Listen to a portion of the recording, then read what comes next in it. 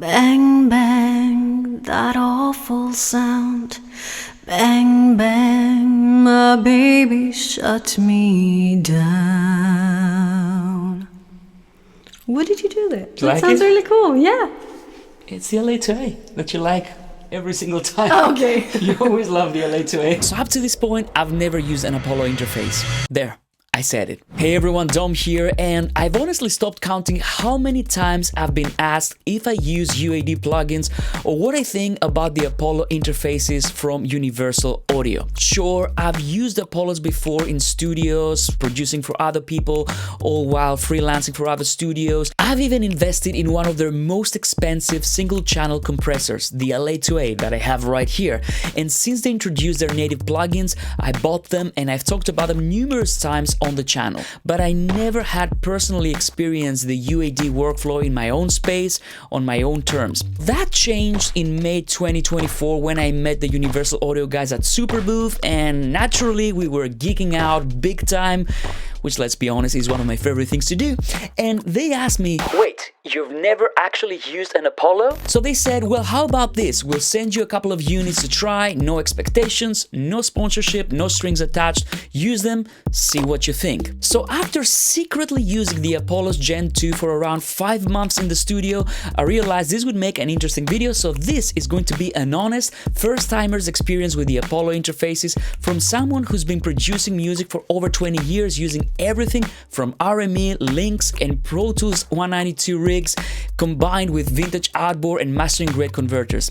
And I'm going to answer the question, are Apollos overhyped? So stick around, because in this video I'm going to tell you what the UAD ecosystem actually feels like to use. I'm going to have a real A/B preamp test between the Unison 1073 preamp and my Neve 1073 hardware preamp. I'm going to have a DA converter shootout versus my RME UFX3. I'm going to tell you what are the pros and cons of the system, and most importantly, the little big things that you can't measure with specs, but they did make a lot of difference for me while I was using the Apollo. So if you're looking to get an Apollo, you've never tried one, or if you're looking to upgrade your audio interface, I hope this video will help you decide if the Apollos are the right interface for you. And for full transparency, I want to say here, Universal Audio did send me these interfaces, but number one, they were fully aware that I wasn't in the hunt for a new interface, so there was no incentive here on my side. And number two, no money changes hands, and they have no editorial input in this video, nor they get to see it before you do. First, I'm going to talk about the unboxing experience and the build quality, and right here I can say with ease that Universal Audio are the Apple of the audio interface world when it comes to the unboxing experience. The hardware feels solid metal everywhere. You touch the switches and the knobs and it's like, okay, this means business. When it comes to installation and setup, everything was smooth. I'm on Apple Silicon, so I had to reduce the system security to allow kernel extensions. That's not a big deal, and to be honest with you, many audio interfaces require this procedure. And I have to say here, this is an important thing. Many manufacturers that don't follow this procedure and have moved away from the kernel drivers face many problems with audio dropouts, especially with higher channel count interfaces like what I use here in the studio, and I've experienced this as well. And this is mostly an Apple thing when it comes to this, I have to be fair, but I will let you do your own Google search for this, and I'm going to move on and explain the setup. So what I have right here is 3 Apollo interfaces. I have the X8P, which has 8 microphone preamps, and they can all be Unison microphone preamps. I have the X16, which is crucial for me here in the studio because I have a lot of analog gear and I have a lot of synths to connect to, and this has 16 inputs and outputs. And then I have the interface that actually surprised me the most, and this is the Apollo Twin, and this not only works as an audio interface and you can remove it and go on the road with it, but it's also a monitor controller, and you can control many things like the microphone preamps. You can have a talkback mic on this, you can control your monitor outputs, your headphone level, and it also has DSP on board. And all these things, you daisy chain them with Thunderbolt cables, and basically you connect them to your Mac, and all their inputs and outputs are combined into one system in the Universal Audio console. The first thing that I did once I hooked up the Apollos was to test the sound of the DA converter. So basically what the audio interface sends to our monitors. The obvious thing was to compare the Apollo converters versus my RME UFX3. So I recorded the output of both converters with my Lynx Hilo mastering converter, and now I'm going to play for you the result. In this place, with our hearts erased, feelings on display, I'm just trying to get my life back. It's a race that we chose to chase, in this masquerade, for a chance to flee from our minds.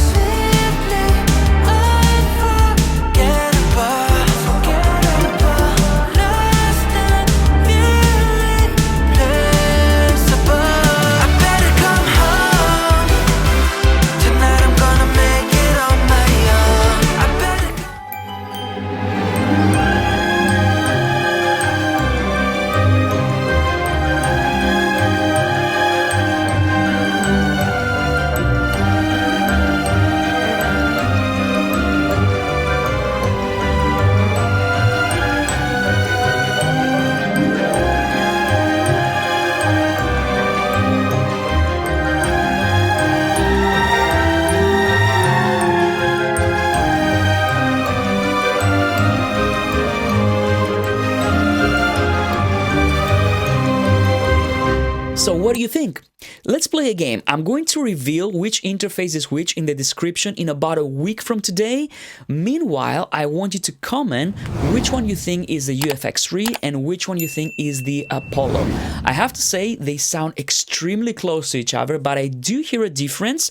And to be honest, I was surprised which one was which when I performed this blind test myself. Now let's talk about the number one selling point of the Apollos, and this is real-time DSP effects when recording. I have some serious gear in the studio, as you know, real analog preamps, EQs, compressors, but let's be real, that gear costs thousands of dollars, and I understand they're out of reach for many people. The other thing is that I'm constantly working with a laptop when I'm traveling in other studios, because I do lots of external studio sessions, and guess what?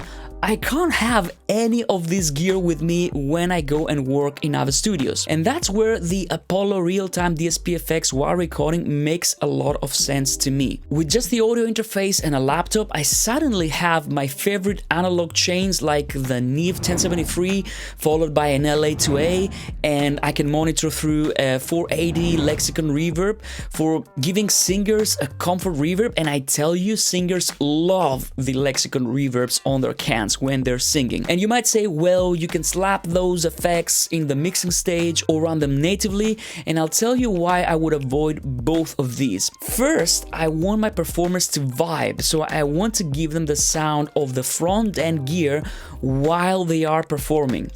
And that's why I've spent so much money on analog gear. And number two, even though modern computers have tons of power, I would always avoid running a heavy native plugin for monitoring on an important session, just because a simple hiccup in the recording due to a CPU overload can destroy an amazing take. It's a real thing. So naturally, what I wanted to check is how the Unison preamps compare to a real analog preamp. And guess what? I have a real Neve 1073 here, so I decided to check it against the UAD Unison version of it. And I wanted to do this properly, so I ran the same microphone through a proper passive mic splitter, and both preamps were recording at the same time. Have a listen and let me know down below which one you think is the analog preamp, the real 1073, and which one is the UAD Unison preamp. When I was 5 and he was 6, we rode on horses made of sticks. He wore black and I wore white. He would always win the fight. Bang, bang, he shut me down. Bang, bang, I hit the ground. Bang, bang, that awful sound. Bang, bang, my baby shut me down. The results are going to come in about a week, so come back to this video to discover which one was the real one and which one was the Unison preamp, but leave your guesses down below. I immediately built a voiceover chain that I can use when I'm not in the studio and I don't have my Neve Portico with me, which consists actually of one of my favorite preamps when it comes to voiceovers, because I've been using it in post-production studios when I used to work in post-production, and this is the Avalon 737 that I'm using right here. Now, in this voiceover chain, I use the Avalon, and I'm following it up with the API channel strip, because here I'm also adding an expander, which is something that I always have to use when I'm recording videos, because all the lights that we have right here and the monitors have fans, and even though the studio is super quiet, these things produce noise. So if I remove the expander here, you hear all the noise. So I always like to have a hardware gate or something like this, so that I can immediately have a clean voiceover. I was really impressed by the Avalon because the treble, especially the 32K band, it sounds to me like the Avalon that I've been using for at least 8 years in post-production studios. And the fact that I can use it without worrying that this is going to tax my CPU, it's amazing. And on my second channel, I can actually have a Neve 1073, which is not included in the basic bundle, but I would totally buy this preamp because it just sounds amazing, followed up by an LA2A. And the other thing I can do is I can use my auxiliary sense here, and I can say add a little bit of reverb, and this is the Lexicon 480, or I can just as easily go crazy and add an AMS doubler right here. The other great thing with this system is that I can immediately hook up a synth or a guitar and run it through chorus, run it through a guitar simulation, run it through a lovely reverb, run it through a delay. So I'm gonna try the high Z input first. And I'm going to load a Unison guitar amp. I have this Friedman here. Now let's go and add a nice Studio D with our auxiliary effects. A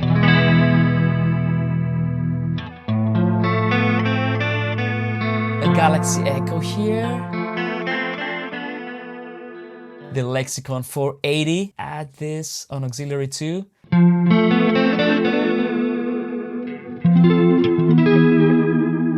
And the great thing is, when you try and control the input volume on the Apollos, depending on what Unison plugin you have loaded, you're going to get different settings that you can control on the unit itself. So for example, if I hold my preamp button here, this is going to start flashing, and now I can control the low to high. But if I click it again, I can control the volume of my guitar amp. I can even go to the effects. Are you kidding me? This is so good. Now I want to try the next possible scenario, and this would be synths, because with synths, every time I play, for example, my Prophet 10, I have to run it through a bunch of pedals here, like you've seen on previous videos. So let's see what I can do. So, gorgeous synth, but it's mono. So let's go to the console. First of all, we are in line mode, and I'm going to add a Unison preamp because I want to run this through a tasty LA 6176 channel strip. And let's see. Love it. Sounds fat. But what I'm gonna do now, send this to the Studio D, which will immediately give it a stereo sound. And also I'm going to use the Galaxy Tape Echo. Let's see.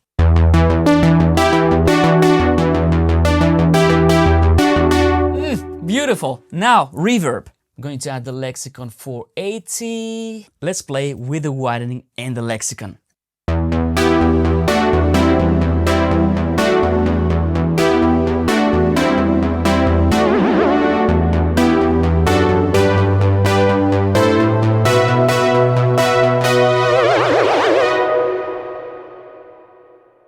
Mwah. As I said, before making this video, I lived with the Apollos for around 5 months. I really wanted to test them.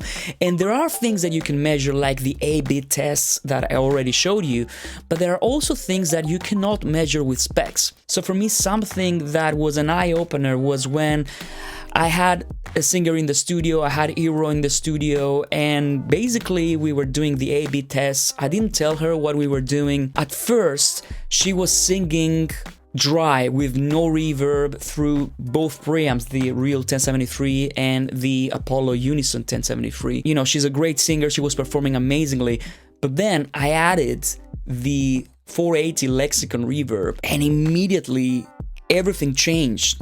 Her whole performance was transformed, and the first thing that she told me was like, oh, this is nice, what did you add to my vocals there? You wanna give me a take? Yeah. When I was 5 and he was 6, we rode on horses made of sticks. He were black and I were white. He would always win the fight. Bang, bang, he shut me down. Bang, bang, I hit the ground. Bang, bang, that awful sound. Bang, bang, my baby shut me down. What did you do there? Do you that like sounds it? really cool, yeah. It's the LA to A that you like every single time. Okay. You always love the LA to A. Do you want to give me another take? Sure. When I was 5 and he was 6, we rode on horses made of sticks. He were black and I were white. He would always win the fight. Bang, bang, he shut me down. Bang, bang, I hit the ground. Bang, bang, that awful sound. Bang, bang, my baby shut me down. Okay, now we're talking. What is that? It's the Apollos. It's the Apollos reverb. Sounds good, right? Yeah, it sounds really cool. It's the Lexicon. When we were at the Livingston Studios, you liked that as well. It's just gorgeous. Sounds amazing. It's so good. I love it as well, but I wanted to see what you say. Makes you sing better. I don't know. That's the whole point. Yeah. So for me, this is something that you cannot measure with specs, and this is how it feels, how it changes the performance of a singer. If you're going to feel more comfortable and more empowered to deliver a better take, this makes it all worth it. And if you have to record through DSP effects, I would do it in a heartbeat. And until you experience it yourself or your talent, you can't really realize how important that is. For me, this is the biggest thing. For me, this is the biggest selling points of the Apollo if I had to pick one thing. It's the vibe, it's what you hear on your headphones when recording, because sometimes you want color, you want vibe, you don't want just a clinical preamp when you are performing. Now, another killer feature that I don't think you can find anywhere else is stackability. So I use the Apollo Twin as a desktop controller and expand it with rack units. It all works seamlessly. So if you need more inputs, you can add an Apollo X16. If you need mobility, you just grab the Twin and you can go. And it was really impressive to see the inputs updating in real time when you connect another Apollo to the system. So you don't need to rebuild your whole setup, everything scales beautifully. The other thing that for me is very important is that I can copy the output to digital, so I can use the AS-EBU output of the X16, go straight to my Hilo mastering converters and use the Hilo as my DA and analog mastering chain converter. The other great thing, and it's a small thing, but it was very, very cool when I figured it out, you can actually rename your inputs and outputs in the matrix in the console, and these will be transmitted to your DAW. So for this, I always used to rely on Cubase, because in Cubase you can rename your inputs and outputs, but the problem was that I always had to remember and be very conscious of what was connected to input 1 and 2, what was connected in inputs 34, 35, and so on and so forth. Now you can imagine that for someone that has all this output gear, the ability to name the inputs on an operating system level is a game changer. I don't think this feature gets praised enough. The devil is in the details when it comes to things like this. Now let's talk a little bit about the feel and the overall experience. In my opinion, the Apollo doesn't feel like it's built for tech heads. It feels like a producer's interface. It's like working on an analog console. So I would say that it's designed for music producers in mind that want to plug things in and go flow and have a great sound compared to other systems where you have lots of bells and whistles and they feel more like a digital console with way more options but with a more complicated workflow. Now let me point out a few things that I wish were different, and it's maybe my wish list for the next generation of Apollos. Some of them are definitely personal wishes that you might or you might not relate to. For example, one thing you should know is that even though console has a matrix, it doesn't have a matrix style routing system, which means that if you're someone who loves advanced routing and patching things and really complex routing options like patching everything to everything, you might feel a tiny bit limited. But then again, some people just prefer the straightforward routing of the console and it might be more appealing to them. And especially when you're a music producer and you don't want things getting in your way, the Apollo workflow will definitely be more for you.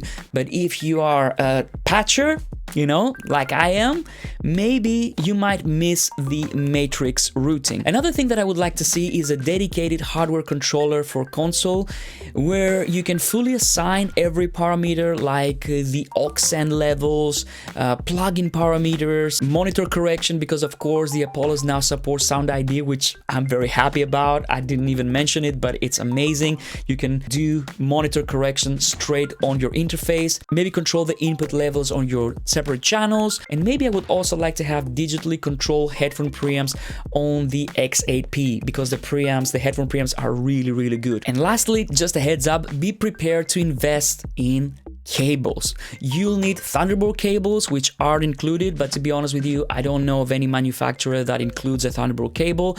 And if you're using something like the Apollo 16, you'll also need these ones, G-sub cables for your connections. And these guys aren't cheap. But to be honest with you, if you're running big setups like I do in my studio, you are already prepared for something like this.